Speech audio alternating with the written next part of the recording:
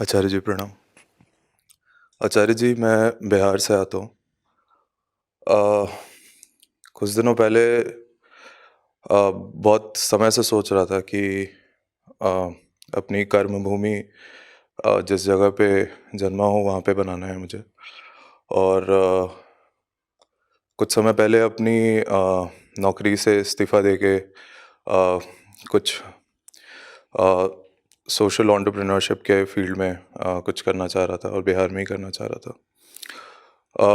अक्सर देखता हूँ ये अपने आसपास कि बिहार का जो आम नौजवान है, मेरे सारे दोस्त जो हम सब साथ में पढ़े, वो सब कहीं बाहर ही जाके सेटल होते हैं और अक्सर किसी बड़े शहर में ही रहकर वहीं काम धंधा अपना खोजने की कोशिश करते हैं। इस वजह से कहीं ना कहीं मुझे लगता है कि अ, जो हमारा स्टेट है वो बहुत पिछड़ा हुआ है बिकॉज ऑफ कि हमारा जो ह्यूमन रिसोर्स है वो दूसरी जगह पलायन कर रहा है।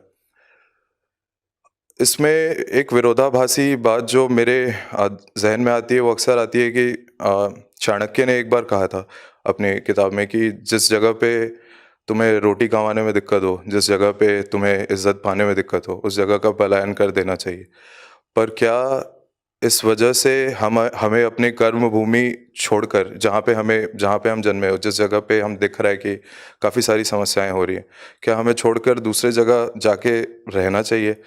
और क्या इस वजह से मुझे लगता है, मुझे पर्सनली फील होता है कि जब मैं दूसरी जगह काम करता हूँ तो इस वजह से कहीं ना कहीं एक ग्लानि तो आती थी कि वो छोड़ के आ रहे, उसके साथ साथ एक आइडेंटिटी क्राइसिस भी आती थी।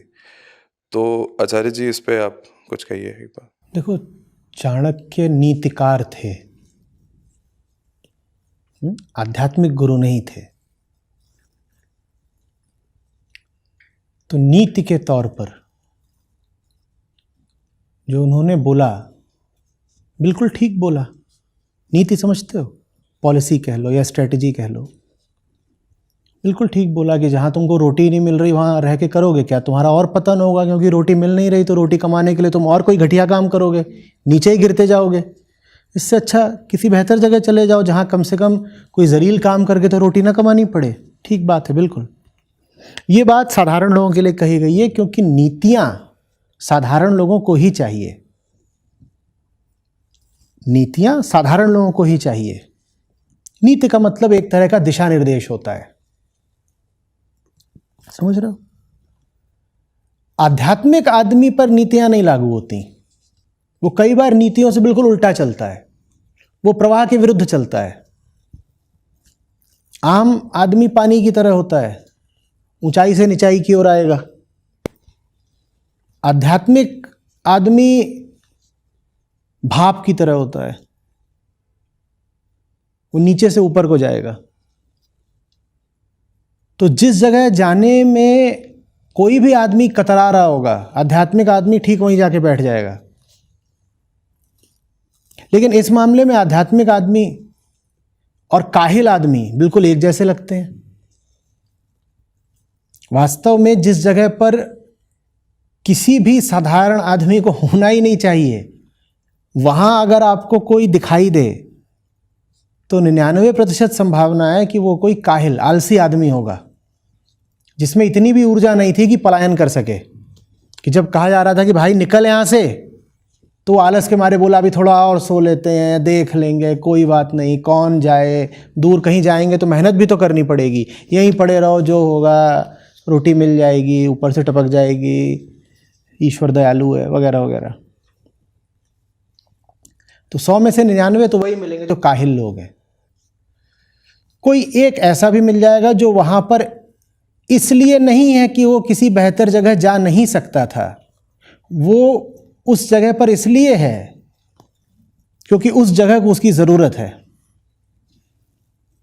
हजारों बेहतर जगहें और हजारों स्वर्णिम द्वार उसके लिए खुले हुए थे, लेकिन वो उनको छोड़ करके एक ऐसी जगह में, एक ऐसे क्षेत्र में आ गया जहां धूल है, गर्द है, परेशानियां हैं, तकलीफें हैं, गोलियां हैं, गालियां हैं।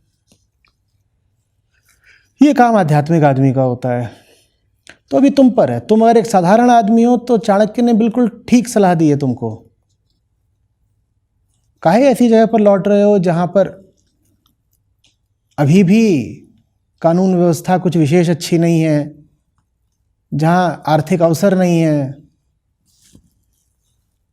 जहां शिक्षा है, जहां पर संस्कृति का भी बहुत हद तक पतन हो गया है, लोक संस्कृति का। क्यों वहां लौट रहे हो? चाणक्य ने बिल्कुल ठीक कहा है। लेकिन अगर आध्यात्मिक सूरमा हो तुम, अगर आत्मिक जाबाजी है तुम में, और सिर्फ तभी अगर है तो ही, जबरदस्ती सूरमा मत बनने लग जाना। अगर वाकई तुम में एक आध्यात्मिक निर्भीकता आ गई है तो फिर तुम जाओ ऐसी जगहों पर जहां कोई जाना नहीं चाहता। तब तुम्हारी जिम्मेदारी है, जाओ वहां पर, तकलीफें झेलो, हौसला दिखाओ, लड़ाइयां लड़ो और उस जगह को बदल कर दिखाओ।